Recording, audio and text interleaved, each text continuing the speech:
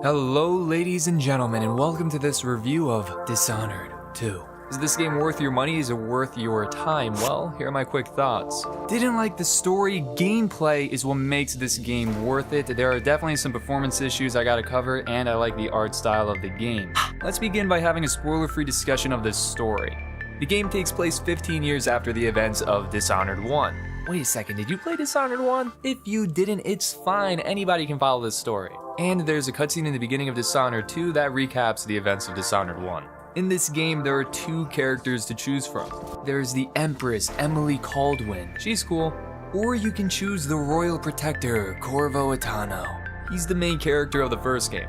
So the game begins, everything's going great. But then the villain shows up. She takes everything from you, your throne, your kingdom, my heart. And then now you have to get revenge. But to do so, you need to find out who is she, what is she really, and how can you destroy her? The biggest difference between playing as Corvo or Emily from a story perspective is just dialogue as well as the drawn cutscenes in between the missions. I like Emily, I like Corvo, and I like a couple of the villains here. I found them to be interesting, but the rest of the cast just fell flat for me.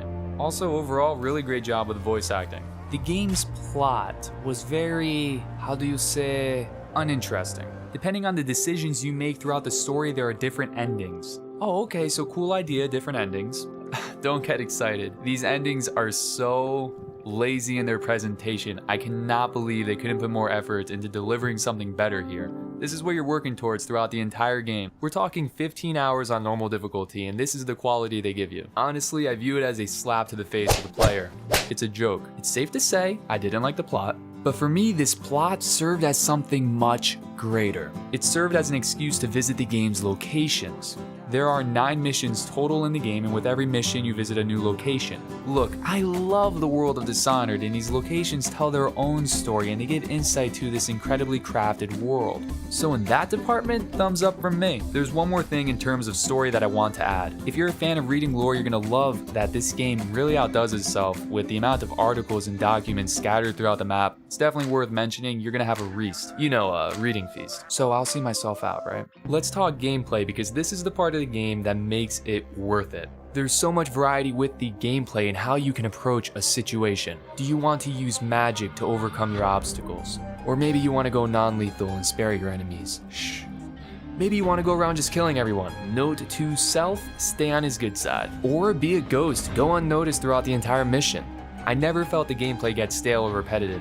Gotta say, really fun. And the fact that Corvo and Emily have their own ability sets only increases the replayability to an already very replayable game. The levels have different objectives to choose from, deciding whether or not you want to take a lethal or non-lethal route, and then there are some optional objectives, which are also fun. Throughout the game you get different weapons, different items, and if you want you can use magic. To level up these abilities you need to find runes. It's an incentive to explore, and I had fun finding them. You can also find bonecharms, which give your characters specific perks.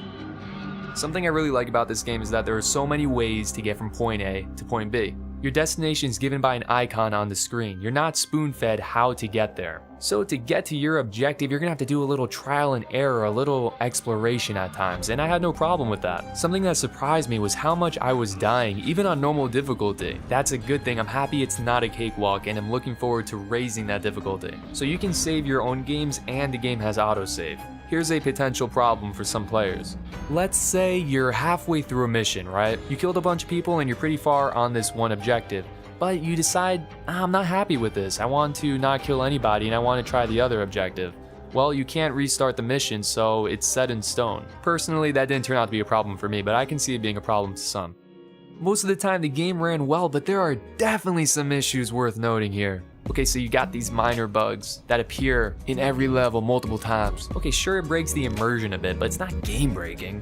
Actually, I ran into game breaking bugs as well 7 times. 7 times the game crashed on me, froze on me, booted me out of the application, and I couldn't even go back into the application. No, Bethesda knows this is a problem, so they say, hey, this is what you gotta do. You have to unplug the PS4 for 10 seconds, then you have to plug it back in, and you should be good until it happens again. It's always great to see where the game auto-saved you, so you can see how much progress you lost. lost. Fix your game. This is the PS4 version of the game that I was playing. When there are a lot of enemies on the screen attacking you because you just got sighted, the frame rate drops until you flee combat or you kill all of them, and it drops to a point where it's worth mentioning. This has got to be one of my biggest problems with the game, and that's how dumb the AI is. Hey man, you almost got it, I'm rooting for you. Go ahead and watch the AI, you're bound to see something stupid.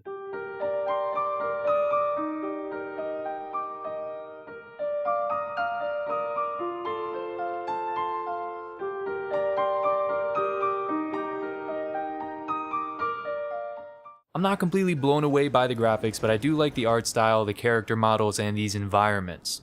Ah, nice, we made it to the conclusion. Despite the game having a pretty bad story, a horrific ending, those performance issues, I still had a lot of fun with the game. If you like the footage you're seeing and it looks fun to you, I do recommend this game. There's a ton of replay value here also, but not for full price because of the issues I stated throughout this review. $20, $25, those are my thoughts. I would love to hear your thoughts on the game. If you have any specific questions, go ahead and ask them in the comments. I hope this review was helpful, I hope it was enjoyable, and as always, thank you for watching.